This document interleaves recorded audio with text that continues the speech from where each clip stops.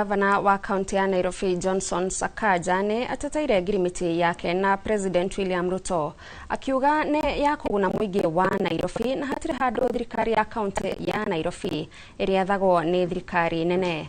Akiaria ari mbere ya kamiti ya Senate ya unyitaniri wa thirikari, Sakaja augite uiguithanio uyu ohotithitie muingi wa Nairobi kuongererwo kigina kuma bilioni 20 nginyagia bilioni 80 na riu wira ni uri rutikaga na ihenya kuona kuri na unyitaniri wa honge ici cieri.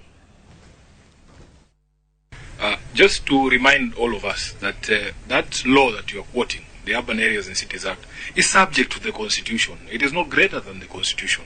It is the Constitution that elevates the people above all of these things that you are saying. Governor, I've seen you doing public participation before you embarked on projects. When we had this conversation in the when Karungo Athango was the chair of housing, and you wanted to do Woodley, for instance, we were engaging members of public from Woodley before you ever did the groundbreaking. And then once that was complete, we proceed with the project. Surely, Governor, you know that what you are saying is not true. Chair, please allow me to answer questions asked. Yeah? We will hear what the views are. Already, I've had things that need to be amended. Already, from the public, I have had.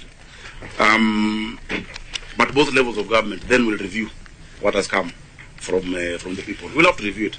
But there must be an agreement. Guys, the capital will not change without this provision.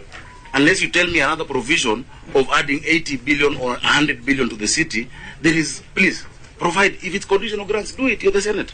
Give it to us. Yeah? Let me hear during the budget policy statement that you've increased Nairobi's allocation by 80. I will tear this agreement. I will not need it. But for now, I must, as the governor, as a responsible governor, who cares for his people, I must find whichever way that will get me resources to sort of this city. I must get it. Lazima iwaka.